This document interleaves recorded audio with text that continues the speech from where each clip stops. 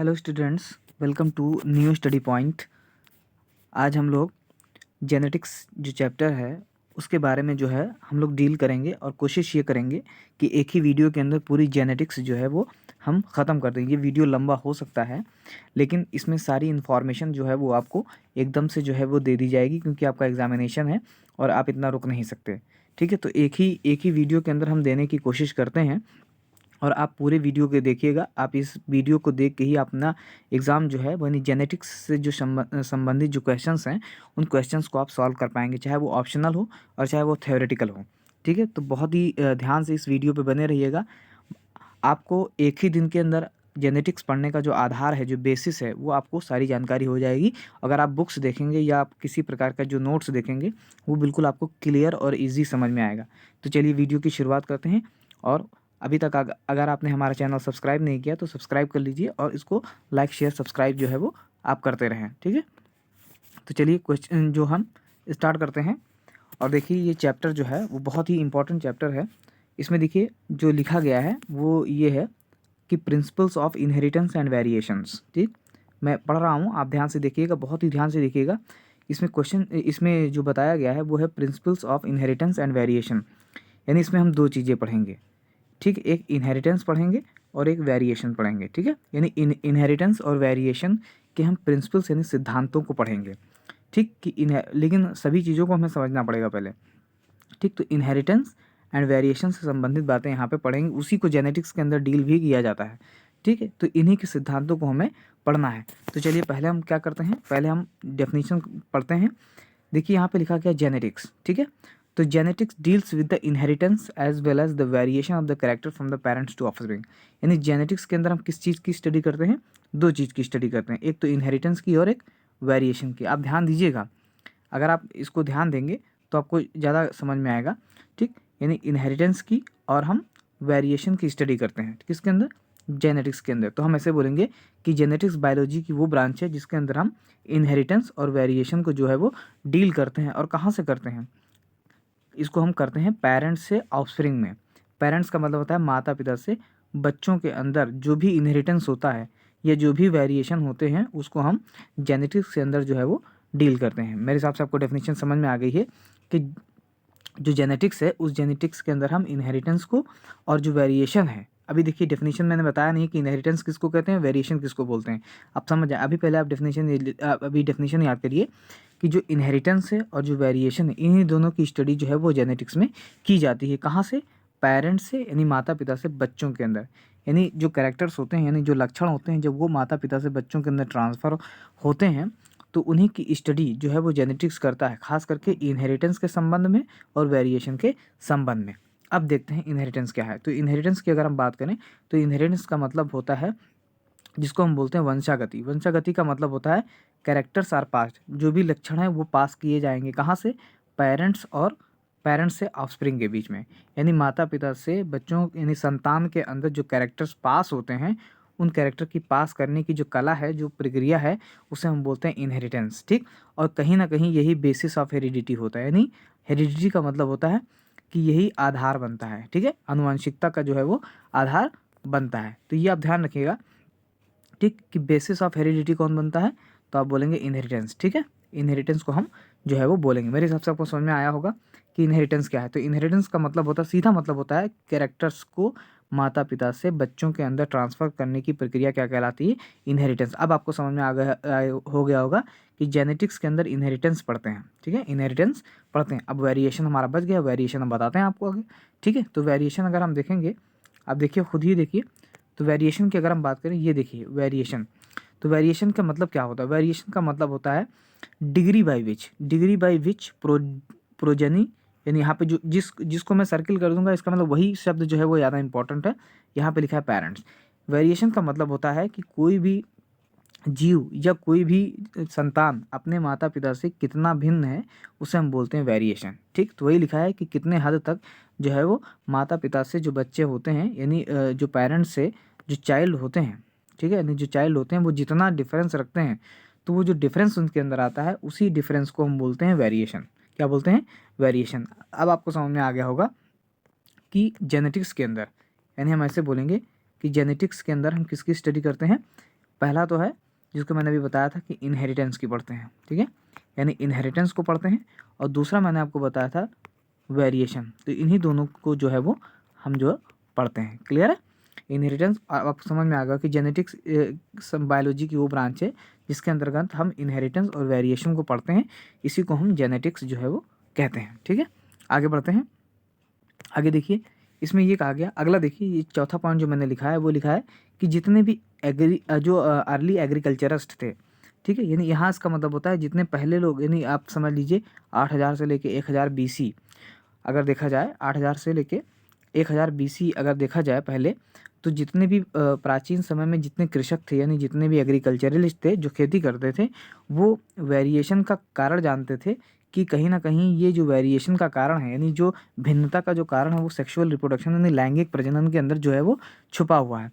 ठीक है, इसका पूरा कारण वो नहीं जानते थे, लेकिन वो खाली इतना जानते थे कि वो सेक्सुअल रिप्रोडक्शन के दौरान ही जो वेरिएशन है वो आ सकता है, यानी वेरिएशन जो विभिन्नता है वो केवल इसी की वजह से आ सकती है, और इसका कहीं ना कहीं कारण कौन है? सेक्सुअल रिप्रोडक्शन है। ठीक है, ये इनको पता था, इसीलिए ये लोग करते क्या थे, ये लोग करते क्या थे कि जितने भी इनको ऐसे प्लांट मिलते थे जो कि नेचुरल रूप से उगते थे और उनके अंदर कुछ ना कुछ वेरिएशन पाया जाता था, यानी वाइल्ड प्लांट हम उसको बोलते हैं जो नेचुरली उगते हैं। ठीक है, तो इन वाइल्ड प्लांट्स के अंदर, यानी इन वाइल्ड प्लांट्स के अंदर जितने भी वेरिएशन थे, वेरिएशन मतलब भिन्नता थे, यानी बहुत सारे फ्लावर्स थे, अलग अलग प्रकार के फ्लावर्स थे, उनको इन्होंने क्या किया?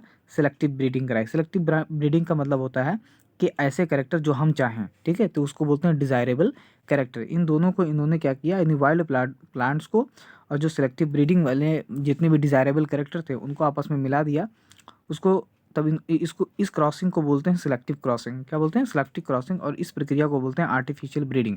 देखिए, मेरी जो वीडियो है वो तेज़ हो सकती है, क्योंकि इसका कारण ये है कि बहुत सारे बच्चों ने कमेंट किया है, तो उसमें ये बताया कि जल्दी पढ़ा दीजिए, मेरा एग्ज़ाम कल ही है, तो मैं उसको थोड़ी तेज़ी से कर रहा हूँ। ठीक है, तो वो आप ध्यान दीजिएगा। क्लियर है? तो बहुत ध्यान, अगर आपको नहीं समझ आता है तो आप बार बार उसको थोड़ा रिपीट करके देख सकते हैं। ठीक है, तो वाइल्ड प्लांट्स, यहाँ पे जो बताया कि जो वाइल्ड प्लांट्स के अंदर जो वेरिएशन थे उसकी सिलेक्टिव ब्रीडिंग कराएगी और उसको सिलेक्टिव क्रॉसिंग कराएगी, इसी को हम बोलते हैं आर्टिफिशियल ब्रीडिंग बोलते हैं। जैसे एग्जांपल के तौर पे इंडियन काऊ, जो इंडियन काऊ है इसको डोमेस्टिकेट किया गया। डोमेस्टिकेट कहाँ किया गया? एंसेस्ट्रल वाइल्ड काऊ से, यानी हमारे पास प्राचीन समय में वाइल्ड काऊ मिलते थे, यानी नेचुरली फाउंड जो काऊ थे उनके बीच में बहुत सारा क्रॉस ब्रीडिंग यानी सिलेक्टिव ब्रीडिंग कराया गया, यानी उसी को आर्टिफिशियल ब्रीडिंग बोलते हैं। और हमको जो है वो इंडियन काऊ मिला। कौन मिला? साहिवाल ऑफ पंजाब, यानी पंजाब में एक कैटेगरी है, गाय की कैटेगरी है जिसका नाम है साहिवाल। ठीक है, ये वाली जो गाय है वो हमें प्राप्त हुई, जिसके पास मिल्क जो प्रोडक्शन है उसको कई गुना इंक्रीज़ किया गया, यानी जो मिल्क प्रोडक्शन है वो इनको इंक्रीज़ किया गया। ठीक है, अब मेरी बात समझ में आ रहा है? मैं आपको एक बार ऐसे बता दे रहा हूँ कि देखिए, यहाँ पे मान लिया कि एक कोई प्लांट है और यहाँ पे कोई दूसरा प्लांट है, इन दोनों के कैरेक्टर अलग अलग हैं, दोनों को मैंने मिला दिया तो एक कैरेक्टर हमें मिला नया, वो है सी। ये ज़्यादा मतलब पोटेंशियल इसके पास ज़्यादा होगा, यानी ये ज़्यादा बढ़िया होगा, ज़्यादा अच्छा होगा, पोटेंशियल इनका ज़्यादा रहेगा, इसी को बोलते हैं आर्टिफिशियल ब्रीडिंग। अब क्या किया मैंने कि जो मैंने ए प्लांट लिया है या जो मैंने बी प्लांट लिया है, ये ऐसे प्लांट लिए हैं जिसको हम चाहते हैं, जिसके पास खूबी है, जिसके पास क्वालिटी है, तो दोनों को मिला दिया तो मुझे एक बढ़िया क्वालिटी का जो है एनिमल या कोई प्लांट जो है वो हमें प्राप्त हो गया। ठीक है, तो ये जेनेटिक्स का ही फ़ायदा है। क्लियर है? चलिए आगे बढ़ते हैं, अपनी बातों को तेज़ी से थोड़ा बढ़ाते हैं। ये देखिए, अगला देखिए यहाँ पे कि अगर आप देखा जाए तो जो ग्रेगर जोहन मेंडल है, आपने नाम इनका सुना होगा कि जोहन मेंडल को फादर ऑफ जेनेटिक्स कहा जाता है। ठीक है, ग्रेगर जोहन मेंडल को फादर ऑफ जेनेटिक्स कहा जाता है। विलियम बेटसन ने सबसे पहले जेनेटिक शब्द का प्रयोग किया था। अभी देखिए, विलियम बेटसन ने सबसे पहले जेनेटिक शब्द का प्रयोग किया। यहाँ पे देखिए, विलियम बेटसन ने, ये क्वेश्चन आ सकता है कि ग्रेगर जोहन मेंडल ने को फादर ऑफ जेनेटिक्स कहा जाता है, विलियम बेटसन ने जेनेटिक शब्द का प्रयोग किया था। ठीक है, अच्छा, दूसरे हमारे जो साइंटिस्ट हैं, मतलब जो जेनेटिसिस्ट हैं, उनका नाम है TH मॉर्गन। ठीक है, इनका नाम क्या है? TH Morgan. इनका पूरा नाम है थॉमस हंट मॉर्गन। आप ध्यान रखिएगा, इनका पूरा नाम क्या है? Thomas Hunt Morgan. ठीक है, थॉमस हंट मॉर्गन इनका पूरा नाम है। ठीक है, आप लिख लीजिए, इसको स्क्रीनशॉट कर लीजिए। ठीक है, थॉमस हंट मॉर्गन इसको बोलते हैं। और इनका काम क्या है? इन्हें फादर ऑफ एक्सपेरिमेंटल जेनेटिक्स कहा जाता है। फादर ऑफ एक्सपेरिमेंटल जेनेटिक्स का मतलब होता है कि इन्होंने सबसे पहले जेनेटिक्स पे प्रयोगशाला पे वर्क किया, दैट इज़ लेबोरेटरी में वर्क किया, इसलिए इनको सबसे पहले इन्होंने किया, इसलिए इनको फादर ऑफ एक्सपेरिमेंटल जेनेटिक्स के नाम से जाना जाता है। इन्होंने एक इंसेक्ट है उसका नाम है ड्रासोफिला मेलानोजेस्टर, ठीक है, इसका कॉमन नेम है फ्रूट फ्लाई, यानी फ्रूट फ्लाई का जो कॉमन नेम है उसका नाम है क्या, ड्रासोफिला मेलानोजेस्टर। इसे फ्रूट फ्लाई कहा जाता है। ये आपको जो फ्रूट्स वाले जितने भी शॉप्स होती है, दुकान होती है उस पर मिल जाएगी। मक्खी होती है, बड़ी बड़ी वो मक्खी होती है, उसे हम ड्रासोफिला मेलानोजेस्टर बोलते हैं। इस पे इन्होंने अपना एक्सपेरिमेंटल वर्क किया था।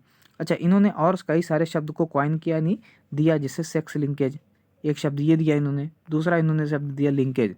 मैं इसको क्लियर लिखता हूँ, इन्होंने सेक्स लिंकेज शब्द का प्रयोग किया, ठीक है, और लिंकेज शब्द का प्रयोग किया, यानी इन्होंने लिंकेज शब्द दिया, और एक और दिया जिसका नाम था जेनेटिक मैप ऑफ ड्रासोफिला। यानी 3 शब्द का प्रयोग इन्होंने किया, एक ये सेक्स लिंकेज, एक का नाम था लिंकेज, एक का नाम था जेनेटिक मैप ऑफ ड्रासोफिला, जो है वो इन्होंने वर्क किया। आगे बढ़ते हैं, तेजी से ख़त्म करते हैं हम लोग। यहाँ पे देखिए अगला है, इसको बोलते हैं गैरोड। गैरोड नाम के एक साइंटिस्ट थे, इन्हें father of human and metabolic genetics कहा जाता है, यानी father of human and metabolic genetics, यानी इन्होंने ऐसे जेनेटिक्स में उस क्षेत्र पे वर्क किया जहाँ पे मेटाबॉलिज्म की गड़बड़ी होने की वजह से कोई डिजीज़ होता है और उनमें मतलब जीन्स में गड़बड़ी होती है या जेनेटिक्स मेकअप्स में गड़बड़ी होती है, तो उससे क्या इफेक्टेड क्या होता है, मेटाबॉलिक डिसऑर्डर होता है, ठीक है। तो इसके बारे में सबसे पहला पता किसने लगाया, इनका नाम था गैरोड। इन्होंने जो सबसे पहला जो मेटाबॉलिक डिसऑर्डर जो है खोजा, उसका नाम था एल कैप्टोन्यूरिया। क्या नाम था, एल कैप्टोन्यूरिया जो है इनका नाम था, यानी पहला मेटाबॉलिक डिसऑर्डर जो था उसका नाम था एल कैप्टोन्यूरिया। इसमें ये कहा गया 1 म्यूटेंट जीन, यानी एक जीन अगर म्यूटेंट हो जाती है, गड़बड़ हो जाती है, तो उसकी वजह से केवल एक ही मेटाबॉलिक डिसऑर्डर होगा, यानी एक मेटाबॉलिज्म ब्लॉक हो जाएगा, ठीक है, यानी एक मेटाबॉलिक डिसऑर्डर जो है वो जन्म हो जाएगा, यानी एक जीन अगर ब्लॉक होती है, म्यूटेट कर जाती है, तो दूसरा जो है मतलब उसकी वजह से एक मेटाबॉलिक डिसऑर्डर हो जाएगा, ठीक है। आगे देखते हैं। अच्छा, इसमें अगर देखा जाए तो ये मैं थोड़ी सी बात इसमें बताता हूँ, देखिए ज़रा, यहाँ पे अगर आप देखेंगे तो एल कैप्टोन्यूरिया की अगर बात की जाए तो एल कैप्टोन्यूरिया एक जीन की कमी की वजह से होता है जिसका नाम है HGD जीन, और इस HGD जीन का पूरा नाम क्या है, होमोजेंटिसेट 1,2 डाईऑक्सीनेज, ये इसका पूरा नाम है, ठीक है, होमोजेंटिसेट 1,2 डाईऑक्सीनेज, ये HGD का पूरा नाम है, ठीक है। ये एल कैप्टोन्यूरिया जो है वो इसी जीन की डिस्टर्बेंस की वजह से जो है वो होता है, उसका नाम है होमोजेंटिसेट 1,2 डाईऑक्सीनेज, इसका नाम है, ठीक है। एल कैप्टोन्यूरिया के बारे में और बातें मैं बताता हूँ आपको।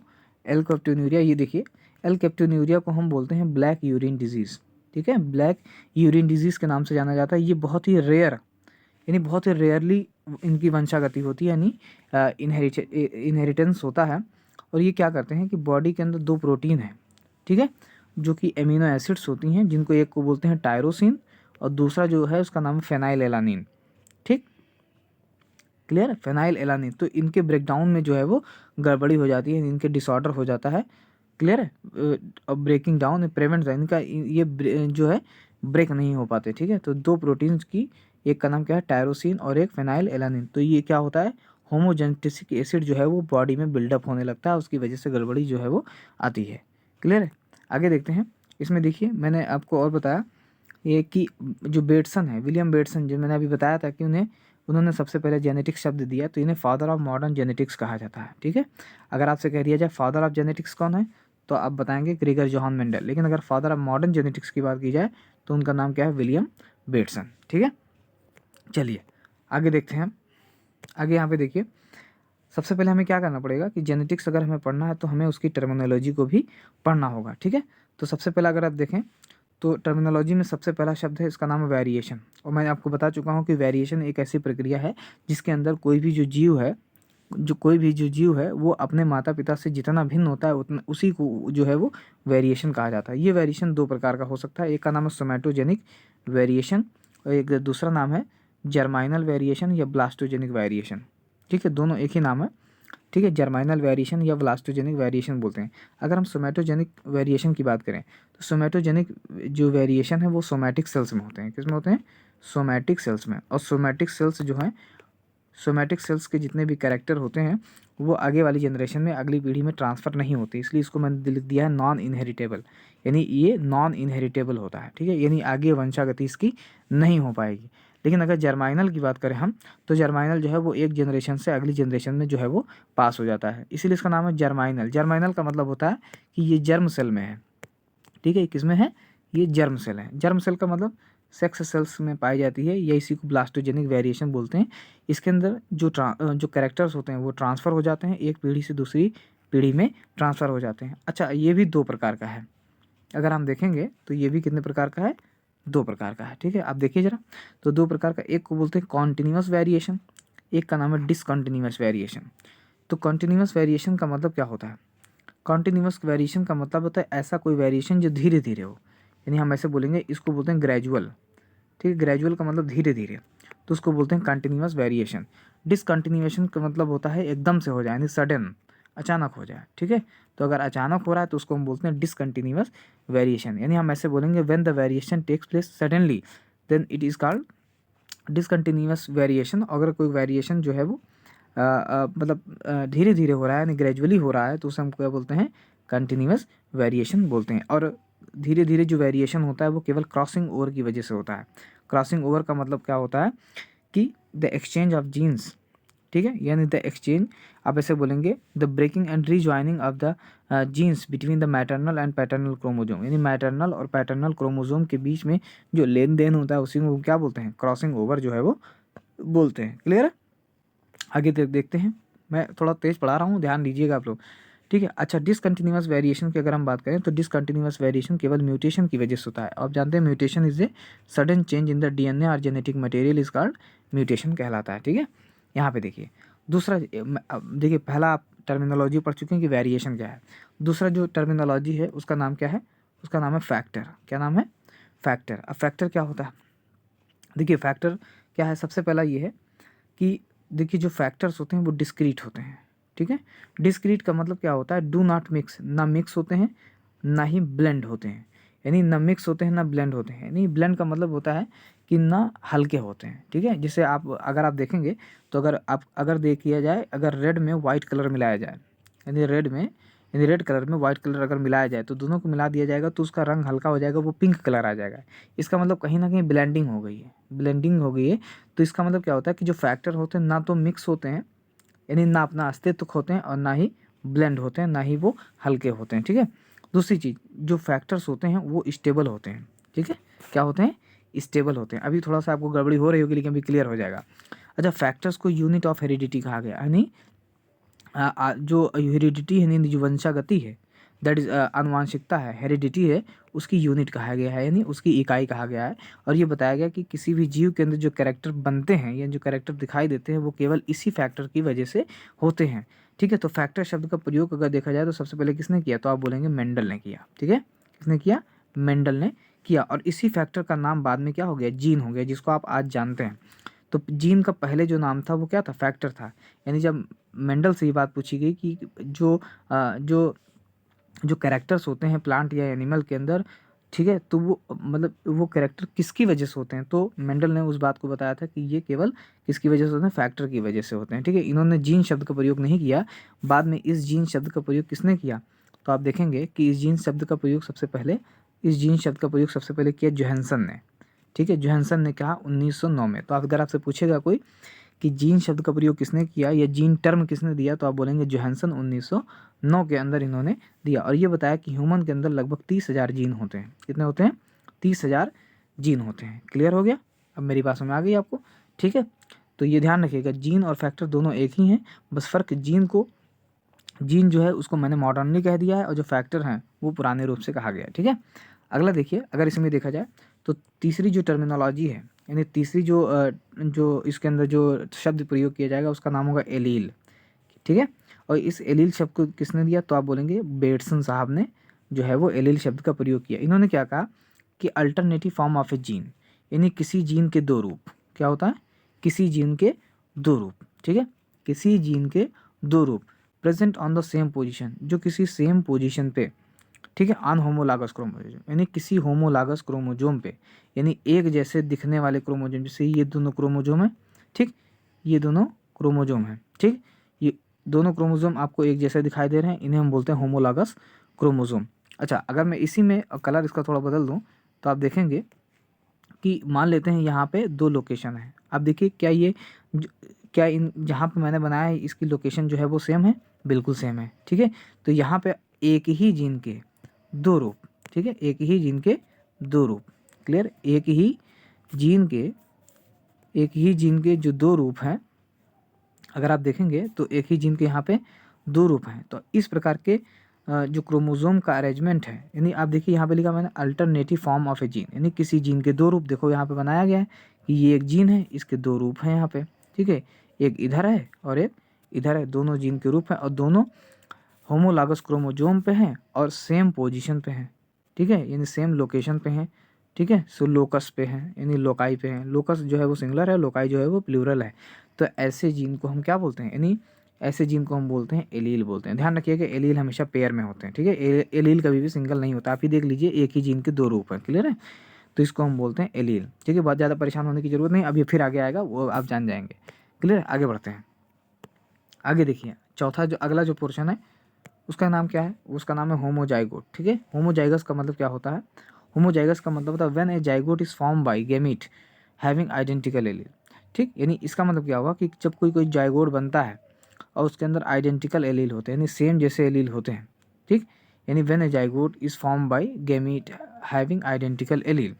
ठीक, यानी हम ऐसे बोल सकते हैं कि जब कोई जाइगोट जो है वो ऐसे गैमीट से बनता है जिसमें आइडेंटिकल एलील पाए जाते हैं, आइडेंटिकल यानी सेम जैसे एलील पाए जाते हैं, तो ऐसे जाइगोट को हम बोलते हैं होमोजाइगोट। और ऐसी कंडीशन को हम क्या बोलते हैं?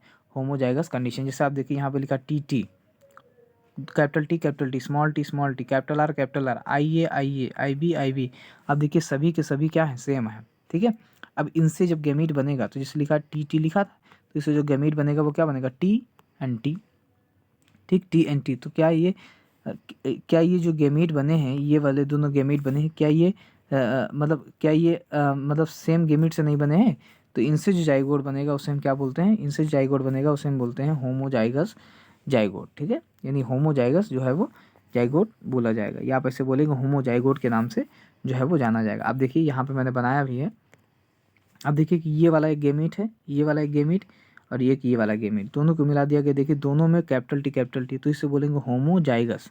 ठीक है, और ये एक जाइगोट है। ठीक है, जाइगोट क्या है? 2n बराबर 46। ठीक है, जाइगोट बराबर 2n बराबर 46। ठीक है, तो होमोजाइगस इधर है और इसे जाइगोट बोलेंगे। आगे आ जाइए हेट्रोजाइगोट। ठीक है, हेट्रोजाइगोट में अगर देखेंगे हेट्रोजाइगस बोलते हैं तो ऐसा कोई जाइगोट जो नॉन आइडेंटिकल एलील के द्वारा बना गया हो, यानी ऐसे एलील के द्वारा बनाए गए हैं जो सेम नहीं है, यानी नॉन आइडेंटिकल है। जैसे capital R, capital T, small T, capital I A, ये लिखा है आई ए और फिर लिखा आई ओ लिखा है। ठीक है, आई ए आई ओ, ज़्यादा परेशान होने की बात नहीं है, अभी पढ़ाते हैं आपको, बताते हैं हम। आई ए आई ओ। ठीक है, तो आप यहाँ पे देखिए कैपिटल टी, स्मॉल टी और दोनों मिला के क्या हो गया? Capital T, small T. तो आप देखिए यहाँ पे दोनों डिफरेंट हैं, एक कैपिटल टी है और एक, यानी एक कैपिटल टी है और एक क्या है? Small T. तो आप देखिए हेट्रोजाइगोट हो गया। क्या हो गया? हेट्रोजाइगोट। क्लियर है, हेट्रोजाइगोट जो है हो गया। आगे आ जाइए, अगला क्वेश्चन है, मतलब अगली जो पॉइंट है उसका नाम है हेमीजाइगस। हेमीजाइगस का मतलब when an individual contains one gene of a pair, यानी जब किसी इंडिविजुअल के अंदर एक जीन, एक पेयर का एक ही जीन है, जैसे एक्स वाई लिखा है तो ये मेल सेक्स लिंक दिखाता है। देखिए यहाँ पे एक एक्स है और एक क्या है? ये वाई है। तो एक्स क्रोमोजोम जो है वो बड़ा होता है और वाई क्रोमोजोम जो है वो क्या होता है? छोटा होता है। तो ये दोनों नॉन होमोलागस क्रोमोजोम है। नॉन होमोलागस का मतलब नॉन होमोलागस का मतलब होता है ये सेम नहीं है। ठीक है, एक छोटा है और एक बड़ा है। ठीक है, तो इसमें एक एक्स है और एक क्या है? वाई है। तो ये इसको बीच का कह दिया गया, उसको बोलते हैं हेमीजाइगस। ठीक, अच्छा, वाई क्रोमोजोम पे पाए जाने वाले जितने भी जीन्स होते हैं उससे बोलते हैं होलैंड्रिक जीन्स। ठीक, और वाई क्रोमोजोम से कुल मिला के 231 जीन पाए जाते हैं। ठीक है, यानी होलैंड्रिक जीन्स इनको बोलते हैं। और इस पे पाए जाने वाले जो जीन्स होते हैं वो कितने होते हैं? 231 जीन, यानी सबसे कम जीन पाए जाते हैं, मिनिमम जीन्स पाए जाते हैं होलैंड्रिक जीन्स पे पाए जाते हैं। मेरे हिसाब से आपको समझ में आ गया होगा। आगे देखते हैं, ध्यान रखिएगा, फिर से आप इसको एक बार रिपीट करके जरूर देख लीजिएगा। ठीक है, कि वाई क्रोमोसोम पे पाए जाने वाले जो जीन्स होते हैं उन्हें हम क्या बोलते हैं? होलैंड्रिक जीन्स बोलते हैं। और ये 231 जीन होते हैं, सबसे कम जीन यहाँ पे पाए जाते हैं। आगे आ जाइए। आगे अगर हम देखेंगे आगे, तो पहला है जिसको बोलते हैं फिनोटाइप। फिनोटाइप का मतलब क्या होता है? फिनोटाइप का मतलब, ये भी जेनेटिक्स शब्द में इसका इस्तेमाल किया जाता है। तो फिनोटाइप का मतलब होता है एक्सटर्नल और मार्फोलॉजिकल अपीयरेंस। कोई भी जीव है वो बाहर से जिस तरीके से दिखता है, जितना उसका एक्सटर्नल कैरेक्टर है या जितना उसका रूपरेखा है जो बाहर से वो दिख रहा है किसी पर्टिकुलर कैरेक्टर के लिए, तो उसे हम क्या बोलते हैं? फिनोटाइप बोलते हैं। जैसे बाहर से कोई आदमी दिखने में लंबा है या छोटा है, या कोई प्लांट लाल है या हरा है, या कोई सीड गोल है या कोई झुर्रीदार है, तो ये सब क्या है? ये सब बाहर से दिखने वाले कैरेक्टर हैं। तो ऐसे कैरेक्टर जो बाहर से दिख जाते हैं उन्हें हम क्या बोलते हैं? फिनोटाइप। क्या बोलते हैं? फिनोटाइप। ठीक है, फिनोटाइप। क्लियर है? चलिए, तो बाहर से कैरेक्टर दिखने वाले को हम क्या बोलेंगे? फिनोटाइप बोलते हैं। आगे आ जाइए, जीनोटाइप। ठीक है, जीनोटाइप का मतलब होता है ये बाहर से हमें दिखाई नहीं देगा, लेकिन इसका मतलब होता है कि इसका जेनेटिक मेकअप क्या है, यानी इसका अगर देखा जाए तो इसके जीन्स का अरेंजमेंट क्या है। जिस प्रकार का जीन का अरेंजमेंट होगा उसी प्रकार से उसका फिनोटाइप होगा। तो इसका मतलब जो फिनोटाइप है वो डिपेंड किस पे करता है? जीनोटाइप पे। ठीक है, यानी जो फिनोटाइप है वो जीनोटाइप पे डिपेंड करता है। जैसे एग्जाम्पल, अगर लिखा है कैपिटल टी, तो इसका मतलब ये प्लांट कैसा होगा? टाल होगा, यानी लंबा होगा। ठीक, कैपिटल टी स्मॉल टी, तो ये प्लांट कैसा होगा? टाल होगा, लंबा होगा। अगर स्मॉल टी तो ये कैसा होगा? डॉर्फ होगा, यानी ये बौना होगा। ठीक है, ऐसे ही आई ए आई बी, तो इसका मतलब इसका ब्लड ग्रुप ए, मतलब इसका ब्लड ग्रुप ए बी रहेगा। इसका ब्लड ग्रुप आई ए और आई ओ, तो इसका ब्लड ग्रुप ए रहेगा, इसका ब्लड ग्रुप ओ रहेगा। ठीक है, आई ओ अभी मैं पीछे बताता हूँ, लेकिन अब ये मेरा बताने का यहाँ मकसद है कि जिस प्रकार का जीनोटाइप रहेगा उसी प्रकार से किसी का कैरेक्टर रहेगा। तो जीनोटाइप जो है वो क्या है? जीन्स के अरेंजमेंट की बात की गई है, और फिनोटाइप का मतलब होता है बाहर से दिखने का जितना भी कैरेक्टर होता है उसे हम फिनोटाइप के नाम से जानते हैं। आगे देखिए यहाँ पे कितना कितना इंपॉर्टेंट पॉइंट यहाँ लिखा गया है कि genotype and the phenotype terms were coined by Johannsen. यानी जीनोटाइप और फिनोटाइप शब्द का जो प्रयोग किया, यानी सबसे पहली बार जो प्रयोग किया वो किसने किया? तो उसका नाम क्या है? जोहानसन साहब। ठीक है, यानी इन्होंने फिनोटाइप और जीनोटाइप शब्द का जो है वो प्रयोग किया, किसने? जोहानसन साहब ने किया। आगे आ जाइए, आगे आ जाते हैं। 9 जो टर्मिनोलॉजी है वो ये, F1 जनरेशन किसको बोलते हैं? F1 जनरेशन हम बोलते हैं पहली पीढ़ी को। F माने होता है फिलियल, और फिलियल का मतलब ये जो F1 F लिखा है ना, इसका मतलब होता है फिलियल, और फिलियल का मतलब होता है संतान। और फर्स्ट जनरेशन, इसका मतलब होता है फर्स्ट, यहाँ 1 लिखा है ना, तो F1 जनरेशन कहा गया। तो इसमें देखिए टाल प्लांट, देखिए कैपिटल टी मैंने लिखा है, इसका मतलब होता है टाल। स्मॉल टी इसका मतलब होता है डॉर्फ, यानी छोटा पौधा। और ये पेरेंट है। ये जो ऊपर वाली स्टेज मैंने दिखाई है, यानी यहाँ पे ऐसे बोल सकते हैं, ये वाली जो स्टेज है ना, ये वाली स्टेज जो है, इसे मैंने पेरेंट में लिया है। ठीक, अब इनसे क्या होगा? इनसे जो है वो बनेगा गेमीट, यानी इनसे जो है वो गेमीट बनेगा। तो एक गेमीट यहाँ बनेगा और यहाँ से एक गेमीट बनेगा। ठीक, दोनों गेमीट आपस में जो है वो फ्यूज होंगे और बनेगा क्या? Capital T small T. तो ये जो पहली बार बना है उसे बोलते हैं F1 जनरेशन। क्या बोलते हैं? F1 generation. अब इसी का अगर हम आगे बढ़ाएंगे तो वो F2 जनरेशन हो जाएगा। ठीक है, तो ये ध्यान रखिएगा। क्लियर है? आगे बढ़ते हैं। आगे है, इसको बोलते हैं मोनो हाइब्रिड क्रॉस। तो मोनो हाइब्रिड क्रॉस का क्या मतलब है? मोनो हाइब्रिड क्रॉस का मतलब होता है कि ऐसा कोई क्रॉस जो केवल एक ही कैरेक्टर के बीच में कराया जाए उसे हम बोलते हैं मोनो हाइब्रिड क्रॉस। आप देखिए यहाँ पे टाल और यहाँ पे डॉर्फ। ठीक, टाल एंड डॉर्फ। क्लियर है? Tall and dwarf. तो अब देखिए कि यहाँ पे केवल प्लांट की लंबाई को लेके बनाया गया है। ठीक है, प्लांट की लेंथ, एक ही कैरेक्टर ना, एक प्लांट लंबा है या छोटा है, एक ही कैरेक्टर को लिया गया है, यानी केवल लंबाई के कैरेक्टर को लिया गया है कि वो छोटा है या मतलब बड़ा है, लंबा है या बौना है। यानी प्लांट कैसा है? लंबा है या बौना है, तो एक ही कैरेक्टर हुआ। तो जब एक कैरेक्टर के बीच में जब हम क्रॉस कराते हैं तो उसे बोलते हैं मोनो हाइब्रिड क्रॉस। क्या बोलते हैं? Mono hybrid cross. आगे देखिए, यहाँ पे टाल है, तो टाल के लिए जो जीन जिम्मेदार है उसका नाम क्या है? मतलब टी, यानी कैपिटल टी। और जो स्मॉल है उसके लिए कौन सा जिम्मेदार है? तो स्मॉल टी। ठीक है, तो ये डॉर्फ हो गया। क्लियर हो गया? यानी ये जो है ये डॉर्फ हो गया। अंडरस्टैंड? यहाँ पे देखिए आपके सामने एक जो गैमीट बनाया गया, एक ये गैमीट बनाया है और एक ये गैमीट जो है वो बनाया गया है। अंडरस्टैंड? और दोनों को मिला दिया गया है। ठीक है, यहाँ पे दोनों पे मिला दिया गया, तो एक जो गैमीट बना वो कौन सा गैमीट बना? तो आप देखें यहाँ पे कैपिटल टी स्मॉल टी। ठीक है, तो ये जो जनरेशन है ये कौन सी जनरेशन है? F1 जनरेशन है। क्लियर है? ये F1 जनरेशन। वही यहाँ पे देखो मैंने लिख दिया है कि प्लांट की साइज़ क्या होगी, या तो टॉल होगी या तो डॉर्फ होगी। ठीक है, तो ये एक कैरेक्टर को लेकर कराया गया, तो उसे हम बोलते हैं मोनो हाइब्रिड क्रॉस। ठीक, अब ये देखिए आगे बहुत आसान हो गया। क्या? Dihybrid cross. Dihybrid cross का मतलब होता है जब दो कैरेक्टर की वंशागति को दिखाया जाए, दो कैरेक्टर को लेके क्रॉस कराया जाए तो उसे हम क्या बोलते हैं, उसे हम बोलते हैं डाईहाइब्रिड क्रॉस। जैसे एग्जाम्पल के तौर पे देखिए यहाँ पे मैंने लिखा capital R Y capital Y, यहाँ पे लिखा स्मॉल आर स्मॉल वाई। तो यहाँ पे देखेंगे अगर तो ये है राउंड येलो, तो देखिए दो कैरेक्टर, एक राउंड और एक येलो। यहाँ पे क्या है रिंकिल्ड येलो, रिंकिल्ड हो गया एक कैरेक्टर, और यहाँ पे एक कैरेक्टर। तो कुल मिला के दो दो कैरेक्टर पे यहाँ पे जो है वो क्रॉस कराया गया, यानी दो कैरेक्टर पे क्या है। तो सबसे पहला क्या है यहाँ पे एक तो लिया गया है सीड शेप, ठीक है, यानी सीड का शेप कैसा है, यानी जो बीज है उसका शेप कैसा है, राउंड है यानी गोल है, या रिंकल्ड या झुर्रीदार है। अच्छा, दूसरी चीज़ क्या लिया गया, सीड का कलर लिया गया है, सीड का कलर लिया गया है।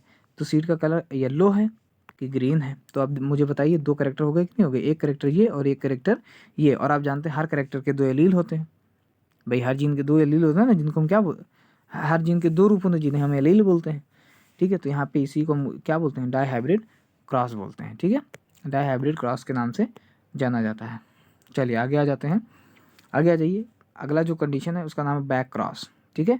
बैक क्रॉस का मतलब क्या होता है, बैक क्रॉस का मतलब होता है कि जब F1 जनरेशन में जो हमें संतान मिली है उसका हम अपने पिछले पेरेंट से किसी से भी जब क्रॉस करा देते हैं तो उसे हम क्या बोलते हैं कि ये बैक क्रॉस है, ठीक है। क्या है, बैक क्रॉस है, अंडरस्टैंड। जैसे देखिए ये हमें F1 जनरेशन में इस तरह का मिलेगा, ठीक है, यानी मतलब ये भी देखिए, यहाँ पे देखिए टॉल है प्लांट, ठीक, और यहाँ पे डॉर्फ प्लांट है, दोनों से एक गेमीट बना कैपिटल टी, और यहाँ पे स्मॉल टी, दोनों को मिलाया तो बिना क्या मिला मुझे, कैपिटल टी और स्मॉल टी। तो इसी कैपिटल टी स्मॉल टी को यहाँ हम लेके चले आए। अब इसी को या तो मैंने क्या कहा कि यहाँ पे ये कहा गया है कि उनके पेरेंट्स है, अब उनके पेरेंट दो ही हो सकते हैं, या तो डोमिनेंट या तो रिसेसिव, ठीक। तो किसी से भी करा दें, देखिए यहाँ पे ये डोमिनेंट बना है ना, कैपिटल टी डोमिनेंट है, इनसे अगर हम क्रॉस करा देंगे तब भी बैक क्रॉस माना जाएगा, या रिसेसिव से अगर करा दें, देखिए यहाँ पे मैंने F1 की जनरेशन को रिसेसिव से करा दिया तब भी ये क्या कहेगा, तब भी ये बैक क्रॉस ही होगा। यानी सीधा मतलब होता है कि F1 जनरेशन में जो हमें संतान मिली है उसको उसी के पेरेंट्स से अगर हम क्रॉस कराते हैं तो उसे हम क्या बोलते हैं, बैक क्रॉस कहलाते हैं, ठीक है। बैक क्रॉस हम उसको कहते हैं। देखिए यहाँ पे F1 जनरेशन में टाल प्लांट जो है वो हमें मिला है, ठीक है। आगे की तरफ देखते हैं, ये देखिए अब आते हैं क्या है, देखिए यहाँ पे आउट क्रॉस बोलते हैं, ठीक है। आउट क्रॉस का मतलब कि F1 जनरेशन में जो चीज़ हमें मिली है उसका डोमिनेंट पेरेंट से अगर हम करा देते हैं तो उसे हम आउट क्रॉस बोलते हैं। लेकिन टेस्ट क्रॉस में क्या होता है, अगर आप F1 हाइब्रिड को रिसेसिव से करा देते हैं तो उसे हम क्या बोलते हैं, टेस्ट क्रॉस जो है वो कहते हैं। तो ध्यान रखिएगा, वैसे भी अब आपका समझ में आ गया होगा, ठीक है, ये ध्यान रखिएगा। चलिए आगे की तरफ देखते हैं, ये देखिए टेस्ट क्रॉस के अंदर अगर देखा गया तो टेस्ट के अंदर 2 टॉल और 2 डॉर्फ हमें जो है वो प्राप्त हुए, ठीक है। अब आते हैं क्या अगला है जिसको बोलते हैं रेसिप्रोकल क्रॉस। रेसिप्रोकल क्रॉस में कुछ नहीं, केवल पेरेंट की पोजीशन को जो है हमें चेंज कर दी, इससे हमारा जो रिजल्ट है वो फ़र्क नहीं पड़ेगा, यानी रिजल्ट पे कोई फ़र्क नहीं पड़ेगा, लेकिन आप पेरेंट की पोजीशन जो है वो चेंज कर दी। देखिए यहाँ पे क्या है, मेल है और यहाँ पे क्या है, फीमेल है। अब उल्टा कर दीजिए, यहाँ फीमेल कर दीजिए, यहाँ मेल कर दीजिए, तो इससे कोई फ़र्क नहीं पड़ने वाला है, ठीक है। लेकिन इस क्रॉस को हम क्या बोलते हैं, रेसिप्रोकल क्रॉस बोलते हैं, यानी हमें मिलेगा हमेशा हेट्रोजाइगोट मिलेगा F1 जनरेशन में, ठीक है। चलिए आगे की तरफ देखते हैं, ये देखिए अब आते हैं थ्योरेटिकल, थोड़ा सा थ्योरेटिकल चलते हैं।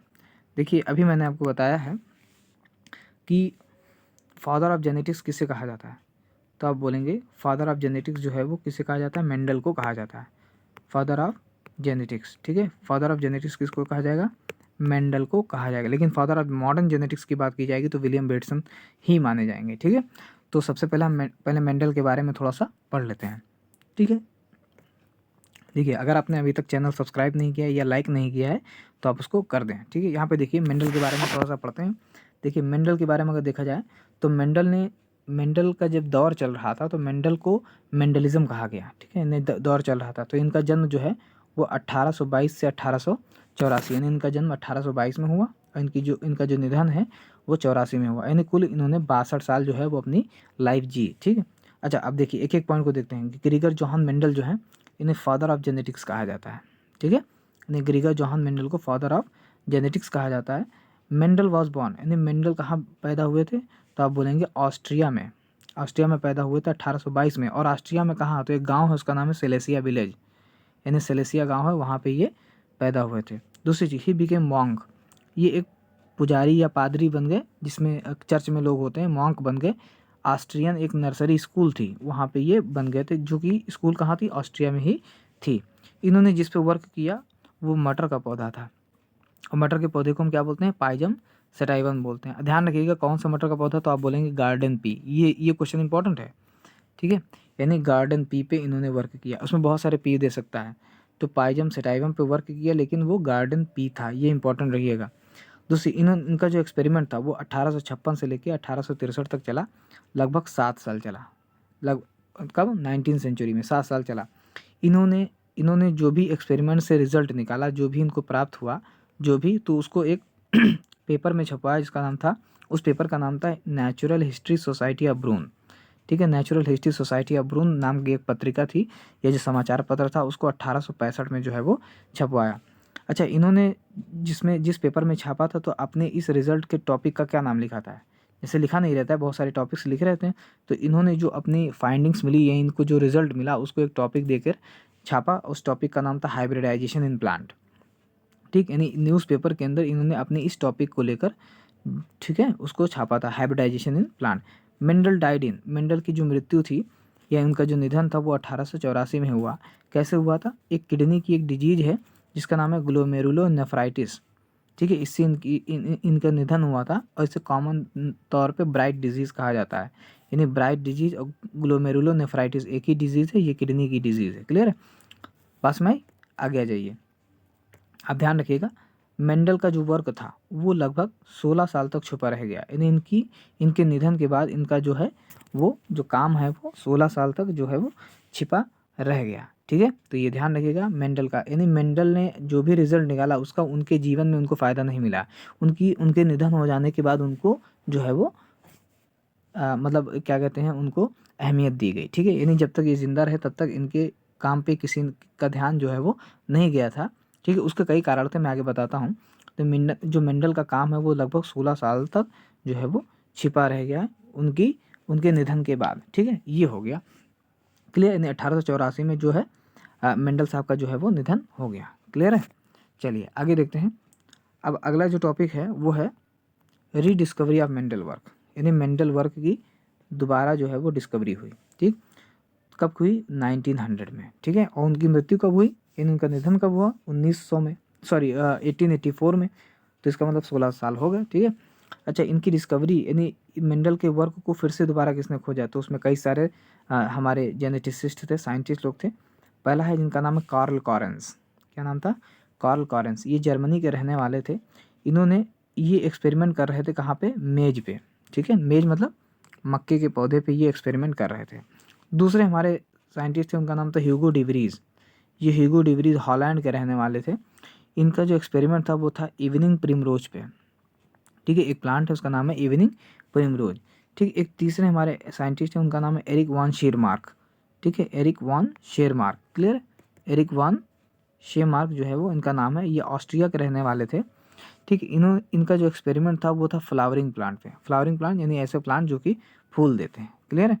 इन्होंने जो भी चीज़ें की, यानी उसको जो निष्कर्ष निकाला, ठीक है, उसको एक मैगजीन में छपवाया, उसका नाम था फ्लोरा मैगजीन, 1901 में, यानी 1901 में इन्होंने फ्लोरा मैगजीन में अपना ये जो रिज़ल्ट है उसको पब्लिश किया, ठीक है।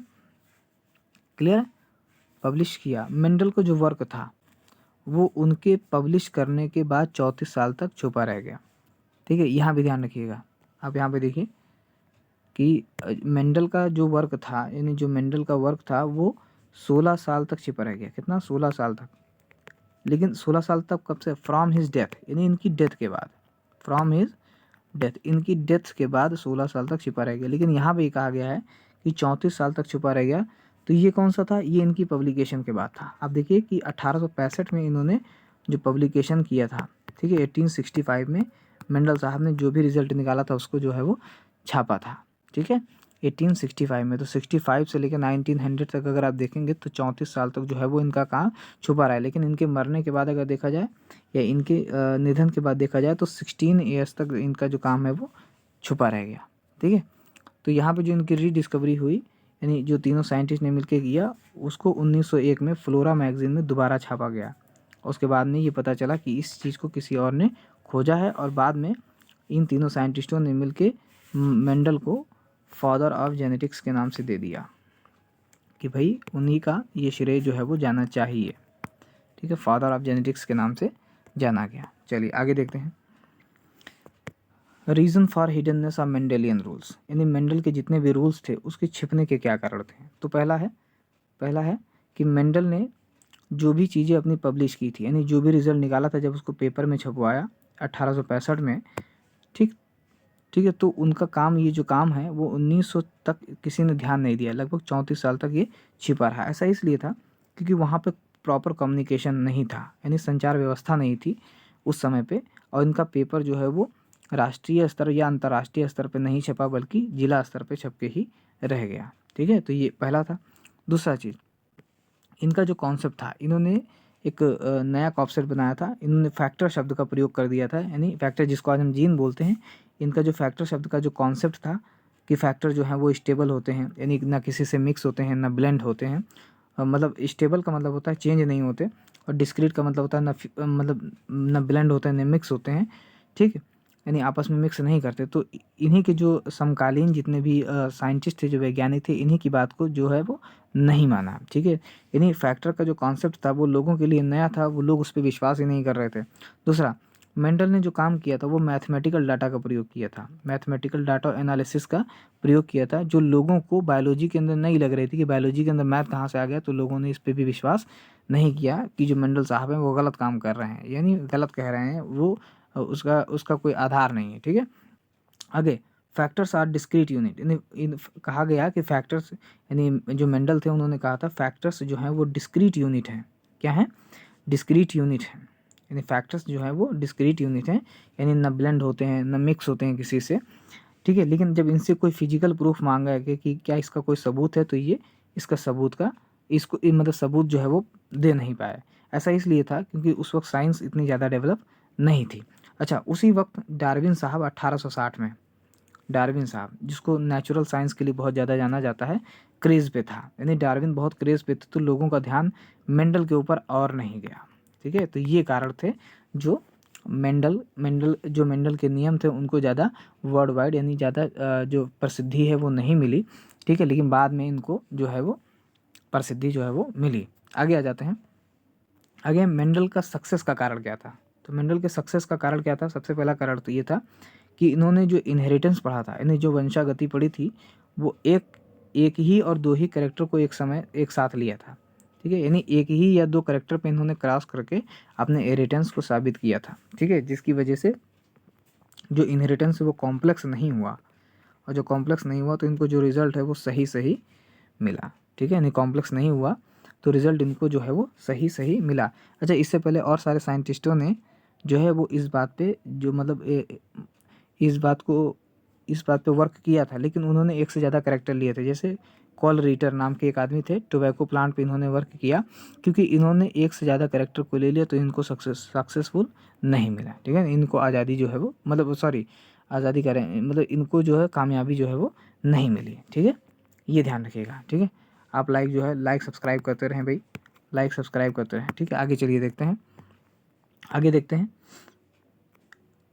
ये देखिए दूसरी चीज़ जो मेंडल साहब थे, उन्होंने सिलेक्शन ऑफ मटेरियल, यानी जिस मटेरियल को सिलेक्ट किया, जिसका नाम मटर का पौधा था, यानी बाइजम सेराइवम था, तो इन्होंने मटर के पौधे को ही क्यों चुना? भाई किसी भी एक्सपेरिमेंट के लिए किस चीज़ पे एक्सपेरिमेंट करेंगे ये बहुत ज़्यादा मायने रखती है, क्योंकि हमें ऐसे एक्सपेरिमेंट की चीज़ चाहिए जो काफ़ी आसान हो, जो काफ़ी आसानी से हैंडल की जा सके। ठीक है, तो सबसे पहला इन्होंने पी प्लांट को ही चुना। ठीक है, तो पी प्लांट को क्यों चुना? इसलिए क्योंकि पी प्लांट जो है वो एनुअल था, यानी एक साल में रेडी हो जाता था, और इसकी लाइफ साइकिल केवल 2 ही 3 महीना थी, तो हम कई बार उससे जो रिप्रोडक्शन है वो करा सकते थे, यानी कई बार जनरेशन बना सकते थे। दूसरी चीज़ कि जब पी प्लांट है उसमें बहुत ज़्यादा संतान उत्पन्न होती है, बहुत सारे सीड्स बनते हैं, और सभी सीड्स में ज़्यादा से ज़्यादा वेरिएशन देखने को मिलता है, इसीलिए इसको चुना था। दूसरी चीज़, इसके अंदर नेचुरल पॉलिनेशन, यानी प्राकृतिक रूप से परागण जो है वो पाया जाता था किसके अंदर? मटर के पौधे के अंदर। और इसके अंदर आसानी से आर्टिफिशियल हाइब्रिडाइजेशन भी हो सकता था। आर्टिफिशियल यानी हम भी आर्टिफिशियल पॉलिनेशन कर सकते थे किसके अंदर? पी प्लांट के अंदर। ठीक है, पी प्लांट के अंदर कर सकते थे। इसको आसानी से उगाना और आसानी से हैंडल करना भी आसान था। ठीक है, मेंडल ने क्या किया था, जो स्टडीड किया था वो क्या किया था? Qualitative analysis of quantitative character, यानी क्वांटिटेटिव कैरेक्टर को, यानी क्वालिटेटिव कैरेक्टर को क्वांटिटेटिव कैरेक्टर में कन्वर्ट किया था। यानी हम ऐसे बोलेंगे कि मतलब गुणात्मक चीज़ों का मात्रात्मक में बदल दिया था। ठीक है, गुणात्मक को मात्रात्मक में बदल दिया था। ये इंपॉर्टेंट इन्होंने कार्य जो है वो किया था। जैसे एग्जांपल मैं कह दूं कि एक बच्चा जो है वो काफ़ी इंटेलिजेंट है, तो इस बात का हम पता कैसे लगाएंगे? तो हम इंटेलिजेंट कह देंगे तो ये चले नहीं पता चलेगा। लेकिन अगर हम कह दें कि भाई उससे एग्ज़ाम ले लें और कह देंगे कि कोई बच्चा अगर 140 नंबर जो है वो पाता है तो वो उसको इंटेलिजेंट माना जाएगा। तो इसका मतलब क्या हुआ कि इंटेलिजेंट क्या मतलब होता है? बुद्धिमान। तो ये बुद्धिमान क्या है? ये क्वालिटी है। ठीक, ये क्या है? क्वालिटी। लेकिन हम अगर वो बच्चा 140 नंबर पाए, इसका मतलब ये क्वांटिटी हो गई। ठीक है, तो इसका मतलब उन्होंने क्वांटिटेटिव कैरेक्टर को क्वालिटेटिव कैरेक्टर को क्वांटिटेटिव कैरेक्टर में बदलना, यानी गुणात्मक चीज़ों को मात्रात्मक में बदल दिया। ठीक है, तो ये थोड़ा सा उन्होंने वर्क जो किया वो बताया। दूसरी चीज़ इन्होंने क्या किया था?